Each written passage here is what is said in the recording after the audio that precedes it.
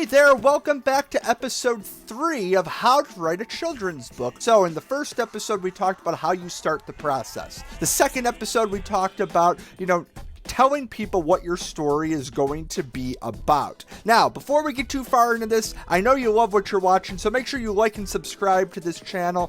It's time to start writing. But before we get to the writing part, I really want to just talk to you about something that you should think about, okay? We're going to talk about story structure. And what I would say is if you are starting out as a writer, chances are you want to start with something simple. So whatever story that you want to tell the world, you want it to be as simple as possible. And simple is effective. Sometimes people think that you have to write this extravagant story to be able to captivate an audience, when usually the most common stories are the ones that are the simplest. I think what's really important is that you look at other children's books that have simple stories to see how effective they are. And I would suggest looking at books that have done a very good job. So for instance, if you look at The Very Hungry Caterpillar, okay, I've talked about this in an earlier video. This is really about a caterpillar that's born, who goes on an eating binge, and then turns into a butterfly. There's no other characters in this book but the Very Hungry Caterpillar. And it's interesting because it's a journey. It's a journey through a course of a week of him becoming strong enough to turn into a butterfly. A lot of things that you're going to notice with these children's books, because they're a short form of entertainment, is that they get the story rolling very quickly. Most children's books, and we're going to talk about this in another video, most children's books have about 30 to 40 pages in them. So you don't have a lot of time to get your story rolling. Usually the first page or the second page, by that time, the audience needs to know what's going on in your story. And if they don't, you're taking too long to get there. So let's use Hungry Caterpillar as an example, okay? So I'm going to open it up here. And on the first page, okay, this is the first page of the book, it says, "In the light of the moon, a little egg lay on the leaf." So there's a little egg right there, right? We turn the page, and we go into the story. One Sunday morning, the warm sun came up, and pop! Out of the egg came a tiny and very hungry caterpillar. Okay, this is, let's see, this is the first spread of pages, and we're on the second spread, and now we know that there's been a caterpillar born who's very, very hungry. Okay, we know what's happening in the story. First 2 pages, okay? The True Story of the Three Little Pigs. We talk about this story a lot in this series because I think it's one of the best written children's books. Everybody knows the story of the Three Little Pigs, or at least they think they do. But I'll let you in on one little secret. Nobody knows the real story because nobody has heard my side of the story. That's the first page. The first page in this book, and we know the wolf is about to take us on a journey telling the story that we all know, but his perspective. Let's look at Dragons Love Tacos, another favorite of mine that I've talked about a few times so far in the series here. And let's see. Hey kid, do you know that dragons love tacos? They love beef tacos and chicken tacos. They love really big, gigantic tacos and tiny little baby tacos as well. All right, so we know that the title of the book is Dragons Love Tacos, and on the first page, we know that they love tacos, but I'm not really convinced yet that we know what the story is going to be. So let's go to page 2, because again, we have 1 to 2 pages to get the story rolling. Why do dragons love tacos? Maybe it's the smell from the sizzling pan. Maybe it's the crunch of the crispy tortillas. Maybe it's a secret. So page 3, either way, if you want to make friends with dragons, tacos are key. So this doesn't necessarily follow what I've been setting up for you, but it kind of gets you there with the title, The Polar Express. We'll open that up. We'll see what we're talking about on the first page. Does Chris Van Allsburg set up the story on the first page? Okay. And if you haven't seen it in a while, this is what we're looking at. Beautiful illustrations. On Christmas Eve many years ago, I lay quietly in my bed. I did not rustle the sheets. I breathed slowly and silently. I was listening for a sound a friend had told me I'd never hear, the ringing bells of Santa's sleigh. "There's no Santa," my friend had insisted, but I knew he was wrong. That night did I hear sounds, though not of ringing bells. From outside came the sounds of a hissing steam and squeaking metal. I looked through my window and saw a train standing perfectly still in front of my house. All right, so that's the first page. We know there's a train in front of his house. Let's see if the story gets started by page 2. It was wrapped in an apron of steam. Snowflakes fell lightly around it. A conductor stood at the open door of one of the cars. He took a large pocket watch from his vest, then looked up at my window.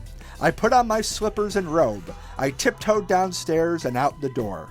"All aboard!" the conductor cried out. I ran up to him. "Well," he said, "are you coming?" "Where?" I asked. "Why, to the North Pole, of course," was his answer. "This is the Polar Express." I took his outstretched hand, and he pulled me aboard. By page 2, we know where the little boy's off to, we know what the train is doing, and we know where the journey's going.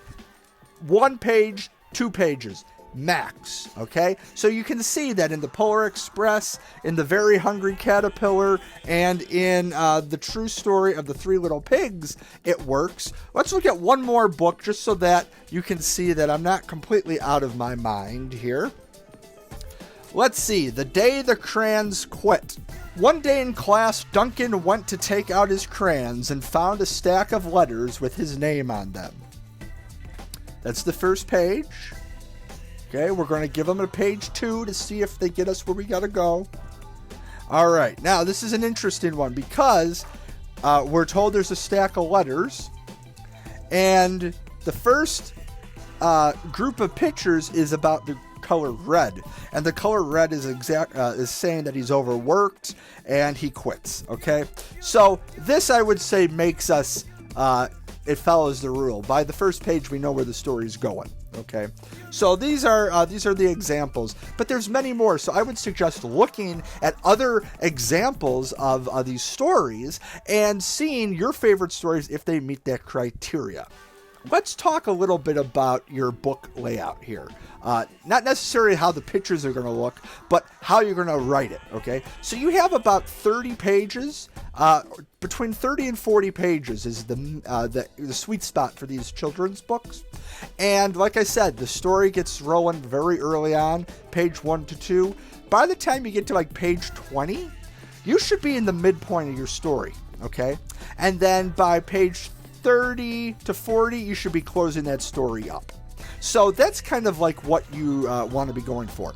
In the description of this video, I have a worksheet that I created that you can download for free that is going to give you a layout on how to do my type of work. And I'm going to talk about that in 1 second. The really interesting thing that I like to do with my books when I write them is I do a lot of ditto sheets.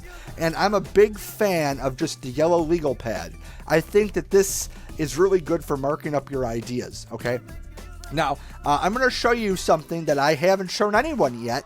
This is a book that I'm working on, and I'm going to be making another series of videos walking you through step by step on how I do this. But if you look here, I have the title of the book that I'm going to do. I have these numbers in circles, and those are the page numbers. And next to them, I have text. So like tomorrow is my birthday is going to be the text I see on page 1. Let's see, on page 2, I can't wait to celebrate with all my friends, okay? And so on. In another area, I put down visuals that come to my mind. And now the next video is going to talk all about visuals, so don't worry so much about that. But know that on that worksheet that you're going to download for free, because it's free, and who doesn't like something for free, right? When you download it, you're going to want to see your page numbers, you're going to want to see the text that's on your page, and you're going to want to be able to see a visual. And that's going to allow you as the author to understand how you make the book come to life and how you want to see it produced. Now, if you're going to be doing your own illustrations, that's what I do, great. But if you're not going to be doing your own illustrations, it's pretty good to have something that you would be able to give to an illustrator so that they're able to make your vision come to life in their artwork. So let's talk about a couple different types of stories that you might decide that you want to write. The first one is a bookend story. And that's a type of story that has something that sets up at the beginning and then is followed again at the end, but there's something different happening in the middle. So for instance, an example of that would be Cloudy with a Chance of Meatballs. In this story, the little boy and girl in the book are being told a bedtime story by their grandfather. And you can tell that this is kind of like a bookend type of deal because the author and the illustrator, Judy Barrett and Ron Barrett, decided to make these pictures black and white. And as we get into the story part, they start to go into color. Okay? So this is what I refer to as a bookend type of deal. So it starts out in one world, it goes to another world, and then it ends again in the world that started the stories. You could also say that the Polar Express is a good example of a bookend story where the little boy is going to bed on Christmas Eve in his bedroom. He goes onto a magical journey on the train, and at the end of the story, he's back at his house. Then they have what we refer to as a linear story, and this is more of a traditional narrative. A hero goes on an adventure, and by the end of the story, they change. Be the Very Hungry Caterpillar. At the beginning of the story, he's born. He's going through the trials of binging on his food. And then at the end of the story, he becomes a beautiful butterfly. That's a linear story. It's going from a beginning, a middle, to an end. Then we have educational stories. Educational stories would be anything that the author has designed to help teach something. It explains a concept or a theme, but it has an academic mission. My story, Hey, I'm Clay, that we've talked about earlier, is an academic story. Even though it's funny, it's designed to help teach a lesson to an audience. I talked earlier about the books, Getting to Know the World's Greatest Artist by Mike Venezia. Those are great stories too because they're teaching people about something. So that's the academic educational story. You also have alternate fairy tales. The True Story of the Three Little Pigs is an alternate fairy tale. The Stinky Cheese Man is an alternate fairy tale. That's an opportunity, too, if you decide that you want to take a story that people know and make it exciting for your own audience. When we talk about the writing of the book, I want to talk to you a little bit about word count. Word count is important because you're not writing a novel. You're not writing a chapter book, you're writing a children's picture book. I try not to have any more than 150 to 200 words in my books because I really just want it to be a fun flow, okay? But that's really different amongst a lot of different work. So what I decide to set out for myself does not necessarily mean that you need to do it, but I think 100 to 200 words is pretty good for a children's book. Some books are very wordy. The Polar Express, very wordy. There's a lot of text, okay? That's a good style. It works for Chris Van Allsburg because he captivates you with the story and the illustrations. Cloudy with a Chance of Meatballs is extremely wordy. Dragons Love Tacos, not wordy at all. I think this is a pretty good word count. It gets the point, and it's fun, and it's not overbearing with text. You're focusing a lot more on the pictures, okay? They're a children's picture book. It's not a children's text book. Let's see. The Very Hungry Caterpillar does not have a lot of text. Very, very minimal text.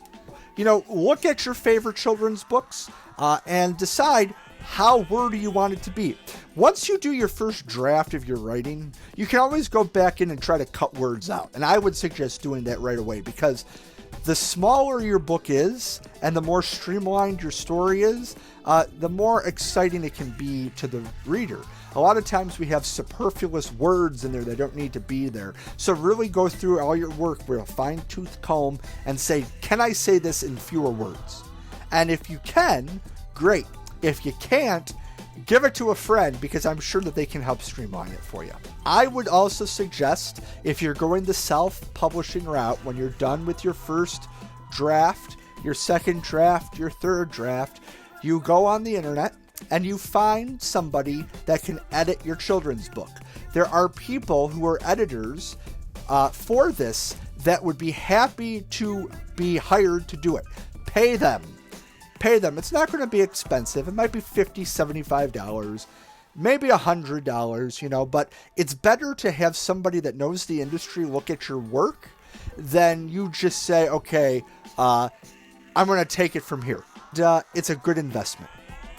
So what are you going to do now? Well, you're going to take your books, you're going to look at them, you're going to see words, you're going to see what type of story you want to tell, you're going to start writing, and you're going to download that free form sheet that's in my description of this video so that you can get going. The next video in this series is going to talk all about visuals and what you should do as the author when you are ready to go that route. So, like, subscribe, share this video, have fun, good luck, and I'll see you next time.